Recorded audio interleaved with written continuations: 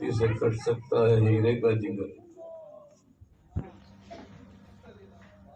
پھول کی پتی تو اس لائق ہے کہ وہ ہیرے کے جگر کو کاٹ دیتی. پھول کی پتی سے کٹ سکتا ہے ہیرے کا جگر، مرد ناداں پر کلام نرم و نازک بے اثر. حضرات، یہ جو شاعرانہ تخیلات اور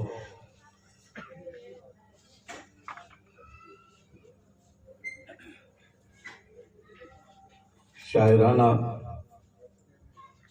شعرا کی پرواز آپ تک پہنچائی گئی ہے، اس میں بڑی اہم ترین باتیں ہوتی ہیں.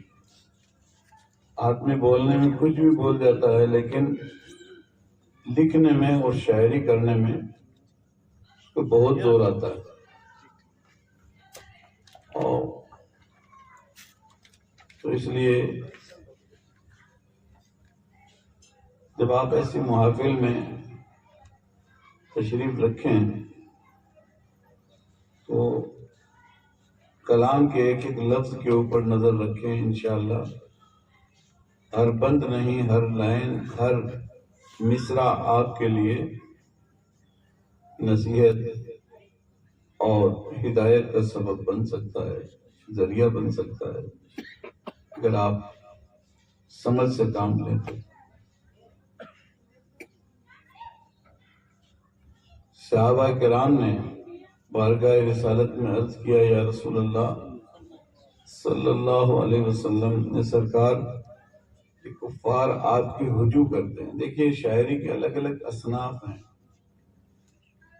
ایک شاعری جو ہے وہ حمد کہلاتی ہے، جس میں اللہ کی تعریف کی جائے، وہ شاعری کیا کہلاتی ہے؟ حمد کہلاتی ہے. جس میں حضور پاک کی تعریف کی جائے وہ شاعری نعت کہلاتی ہے. کیا کہلاتی ہے؟ نعت. کسی نبی کی تعریف و توصیف بیان کی جائے، حضور پاک کی نہیں، حضرت آدم کی تعریف ہو، حضرت نوح کی تعریف ہو، حضرت ابراہیم تعریف ہو، جتنے انبیاء علیہ السلام ہیں، جتنے نبی ہیں، ان کی تعریف، توصیف اور ان کے کمالات، جمالات، ان کے معجزات اگر کوئی بیان کیے جائیں، یا ان کی تاریخ بیان کی جائے، یا ان کی تعریف بیان کی جائے، تو یہ سب صرف جو ہے وہ نعت کہلاتی ہے. اور اولیاء اللہ کی جو تعریف کی جاتی ہے وہ منقبت کہلاتی ہے. بزرگوں کی جو تعریف کی جائے وہ منقبت کہلاتی ہے. ٹھیک ہے. اور عام اچھی اچھی باتیں اگر شاعری میں شاعر بیان کر دیتا ہے تو وہ نظم کہلاتی ہے. سمجھ میں آئی بات؟ وہ منظوم کلام یا نظم کہلاتی ہے. وہ نظم ہے. اور بڑے خوبصورت پیرائے کے اندر اگر بیان کر دیا جائے، دو مصروں کے اندر ایک بات پوری کی جائے تو وہ غزل کہلاتی ہے. اور اسی طریقے سے شاعری کی ایک صنف ہوتی ہے رجوع کرنا. کسی کا مذاق اڑایا جائے، کسی کی برائی بیان کی جائے، کسی کی کمی بیان کی جائے، کسی میں خامی تلاش کر کے اور بیان کرنے والا بیان کرے، تو وہ شاعری رجوع کہلاتی ہے. سمجھ میں آئی؟ تو صحابہ رونے لگے، یا رسول اللہ یہ کفار و مشرکین آپ کی رجوع کرتے ہیں. ہمیں بڑا غصہ آتا. اس وقت تک صحابہ کو واپس جواب دینے کی اجازت نہ تھی. اب اجازت مل رہی ہے. حضور پاک صلی اللہ علیہ وسلم نے فرمایا بھئی ٹھیک ہے، رجوع کرتے ہیں تو وہ کیا کہتے ہیں؟ کہا یا رسول اللہ وہ آپ کا نام پاک بھی لیتے ہیں، بجائے محمد کے مذمم کہتے ہیں. مذمم کہتے ہیں وہ جس میں بہت زیادہ برائیاں ہوں، جو سر سے لے کر پاؤں تک مذموم ہو، برا ہو، اس کو مذمم کہتے ہیں. یا رسول اللہ وہ آپ کے نام محمد کی جگہ مذمم لے کر کے آپ کو مخاطب کرتے ہیں، ہمیں گوارا نہیں ہوتا، ہمیں پسند نہیں آتا، اچھا نہیں لگتا.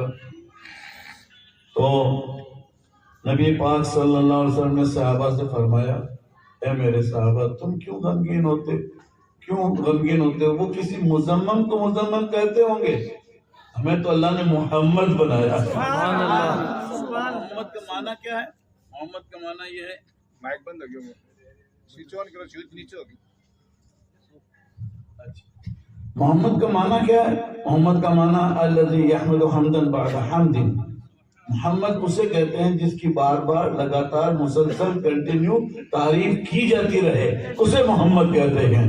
تو حضور پاک نے فرمایا ہم تو محمد ہیں، اللہ تعالیٰ کے فرشتے ہماری تعریف کر رہے ہیں، اللہ کے بندے تعریف کر رہے ہیں، شجر و حجر ہماری تعریف کر رہے ہیں، زمین و آسمان کی ساری کائنات کا ذرہ ذرہ ہماری تعریف کر رہا ہے۔ آپ کیوں اداس ہوتی ہے؟ چند کفار ہیں جو مزمم کہتے ہیں، تو ان کو کہنے دیجئے، یہ کسی مزمم کو مزمم کہتے ہوں گے، ہم کو تو اللہ نے محمد بنا۔ پھر حضور پاک نے فرمایا ہے کوئی تم میں ایسا جو ہماری نعت بھی پڑھے؟ تمہیں نبی کی تعریف کرنا یہ نعت ہے، شاعری میں ایک شاعر کھڑے ہو گئے، بارگاہ رسالت کی بہت مشہور شاعر ہیں، کیا نام ہے ان کا؟ حضرت حسان بن ثابت رضی اللہ عنہ۔ کھڑے ہو گئے، کھڑے ہو کر کے قرآن شریف پڑھنا شروع کرنے ہی لگے تھے، ہاتھ باندھے ہی تھے، ابھی آنکھیں بند کی تھی، ابھی اپنے کلام کی طرف رجوع کر رہے تھے، کلام کو اپنے دماغ میں لائے ہی تھے، جو حضور کی شان میں انہوں نے کہا تھا وہ کلام ابھی دل و دماغ کے اندر آئے تھا، زبان سے شروع نہ ہوا تھا کہ حضور نے کہا احسان رک جائے، ابھی بیان نہ کر، رک جائے۔ حضرت احسان رک گئے، سرکار کی طرف دیکھنے لگے، فرمایا اے میرے صحابہ جاؤ مسجد نبوی میں جو لکڑی کا ممبر رکھا ہوا وہ ممبر اٹھا کے لے آؤ، بخاری شریف کی روایت بیان کر رہا ہوں میں آپ کے سامنے، وہ ممبر اٹھا کے لے آؤ۔ وہ صحابہ گئے جا کر کے وہ ممبر اٹھا کے لے آئے، حسان اس ممبر پر کھڑے ہو جاؤ۔ اب نبی پاک کو صحابہ کے درمیان زمین پہ تشریف فرمائے، آپ نیچے بیٹھنے والے یہ نہ سوچیں کہ یار یہ تو ممبر پر بیٹھ گئے، کرسیاں لگا کے بیٹھ گئے، یہ تو بہت اونچے بن گئے اپنے آپ میں اور جناب والا ہم کو نیچے بٹھا دیا۔ نہیں، نیچے بیٹھنا بھی نبی کی وہ اعلیٰ سنت ہے کہ صحابہ کے درمیان خود نبی پاک رونے کا کتنے اعلیٰ سنت ہے۔ اس سنت سے آپ بھی جناب آپ خوش نصیب ہیں، آپ کو یہ سنت نصیب ہے نا۔ تو ہمارا بھی جی تو چاہتا ہے کبھی کبھی ادھر بیٹھ جائیں یار، لیکن کیا ہو وہ پتہ نہیں کیا ہے کہ وہاں بیٹھنے میں لوگ اپنی حتک محسوس کرتے ہیں، اس لیے ہمیں یہاں ان کی عزت کے لیے ہمیں یہاں بیٹھنا پڑتا ہے نا۔ تو اصل بات تو یہ، تو حضور پاک صلی اللہ علیہ وسلم نے کہا حسان اوپر کھڑے ہو جاؤ۔ بس حسان کی ہمت تو نہیں ہوتی تھی، لیکن ایک اصول کا مسئلہ ہے الامر فوق الادب، یہ حکم جو ہے نا وہ ادب پر برتری رکھتا ہے، ادب کے اوپر برتری ہے حکم کو۔ یعنی کوئی بزرگ اگر آپ کو حکم دے دے کہ آپ جی اوپر بیٹھیے تو آپ کو اوپر ہی بیٹھنا چاہیے، اس لیے کہ آپ نے ان کے حکم کا ادب کیا ہے، سمجھ میں آئی؟ ورنہ ادب تو یہ تھا کہ بزرگوں کے سامنے آپ نیچے بیٹھتے ہے نا، لیکن یہ ادب اہل سنت والجماعت کا تو نصیبہ ہی ادب ہے، اہل ادب کو ہی تو اہل سنت والجماعت کہا جاتا ہے۔ تو اس لیے میں آپ کو ادب کی بات کہہ رہا تھا کہ پھول کی پتیاں جو ہے وہ پاؤں میں نہیں مسلی جائیں، پاؤں میں نہیں آئیں، ان کا ادب کرنا چاہیے، یہ بڑی نازک ترین چیز ہے، اللہ تعالیٰ جل شانہ نے آپ کو عطا فرمائی تھی، یہ تو اللہ کا ذکر کرنے والی چیز ہے، یہ وہ چیز ہے۔ قرآن شریف 15 پارے میں اللہ تعالیٰ نے فرمایا وَإِن مِّنكُمْ شَيْءٍ إِلَّا يُسَبِّحُ بِحَمْدِهِ وَلَكِنْ لَا تَفْقَهُونَ تَسْبِيحَهُمْ۔ اللہ اکبر، اللہ تعالیٰ وَإِن مِّنكُمْ إِلَّا شَيْءٌ فِي الْأَرْضِ وَلَا فِي السَّمَاءِ وَلَكِنْ لَا تَفْقَهُونَ تَسْبِيحَهُمْ، یعنی زمین و آسمان کے درمیان جو چیزیں ہیں وہ ساری اللہ کا ذکر کرتی ہیں، لیکن تم ان کی تسبیح سمجھتے نہیں، وَلَكِنْ لَا تَفْقَهُونَ، اللہ کریم نے فرمایا تم ان کی تسبیح کو سمجھ نہیں سکتے۔ اللہ کریم جل وعلا نے ان تمام چیزوں کو، یہ تسبیح کرنے والی چیزیں، اچھا آپ کہیں گے یار یہ تسبیح کرنے والی چیزیں، آپ نے سب چیزوں کو تسبیح کرنے والا کہہ دیا تو پھر آدمی کے لیے تو پھر جینا ہی دشوار ہو جائے گا، چلیں گے تو کیسے چلیں گے؟ زمین کے ذرے تسبیح کرنے والے ہیں، زمین پہ پاؤں رکھیں گے تو کیسے رکھیں گے؟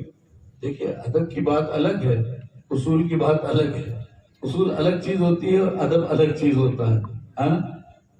کچھ لوگ ہوتے ہیں ادب میں بہت آگے ہوتے ہیں، حضرت امام جامی رحمۃ اللہ علیہ مدینہ شریف جب گئے تو ان کو مسجد نبی شریف سے صلاۃ والسلام سے ادب بارگاہ رسالت سے فراغت ہوئی، اب سوچا کہ چلو فریش ہو لیں، لہذا وہ جنگل کی طرف نکل گئے، لیکن جنگل میں جہاں جاتے تھے توجہ ہے نا؟